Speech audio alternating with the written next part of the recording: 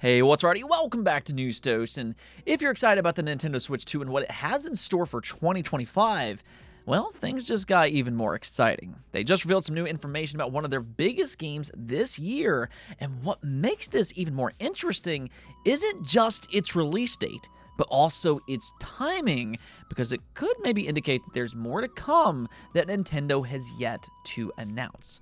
Now, we're also going to talk about Xbox because they're dropping a new feature today that could maybe give us a glimpse as to some of their plans for their next generation console.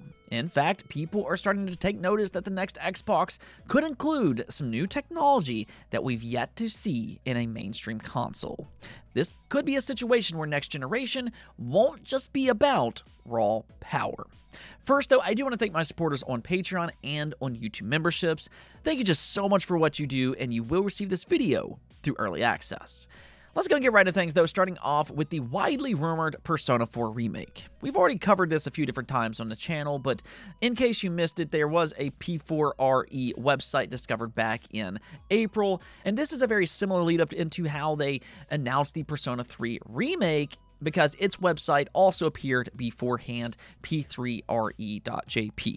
Well, today we got more evidence that a Persona 4 remake is indeed in development. This comes from a voice actor that previously worked on the original Persona 4, and he took to social media and said this. And for those who keep asking, no, I will not be returning as Yosuke for the Persona 4 remake. I asked, maybe I even begged, but they don't want me to come back.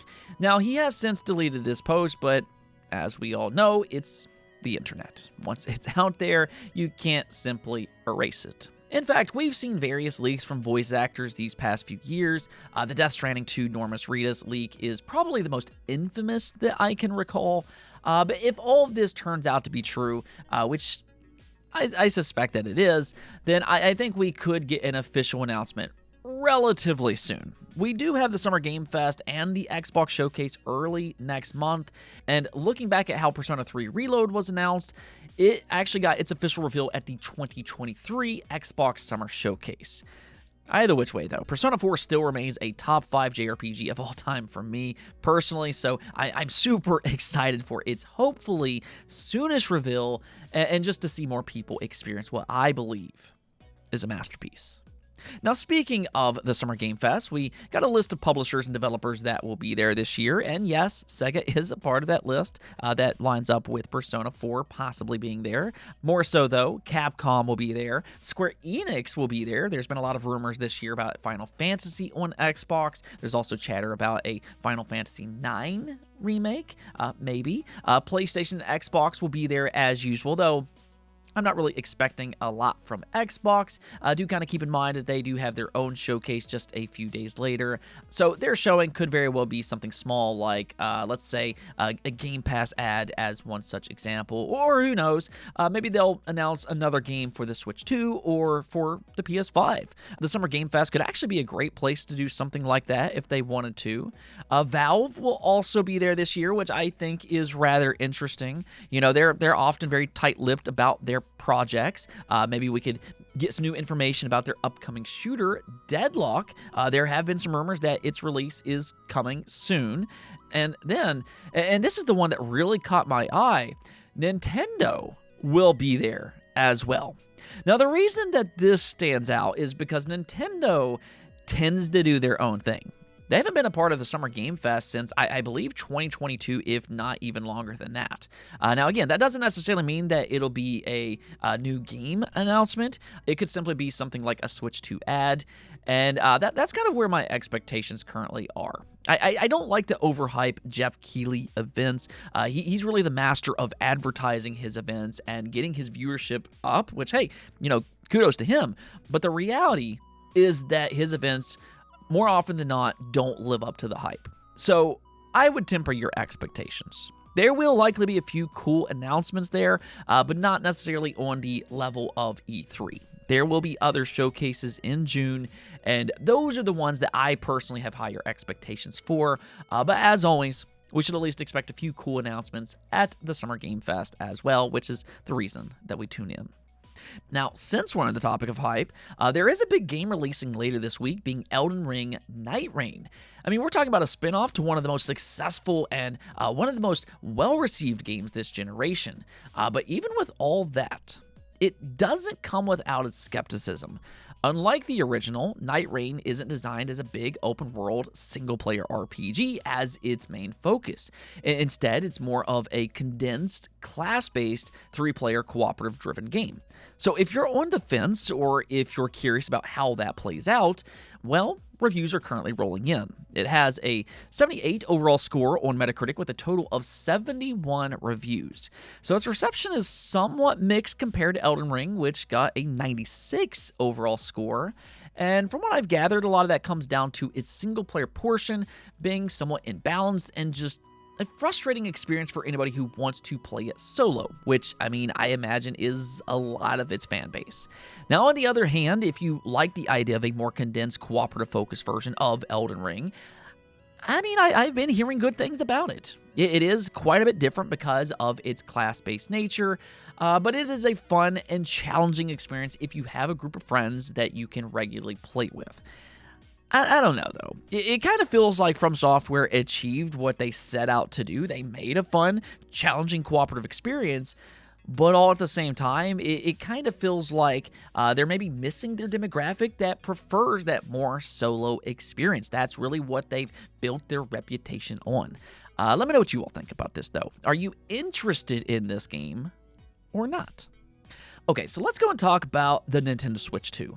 I mean, I am extremely excited to finally get my hands on it next week. I love Nintendo and I love their games, and I can't wait to see what they do this generation with its extra horsepower. It really feels like this is the biggest leap for them since the Nintendo 64 to the GameCube. But the only thing is that there is a bit of a mystery outside of their launch lineup. We really don't have a lot of release dates for the rest of this year, and I'm not convinced that they've revealed all of their big games just yet.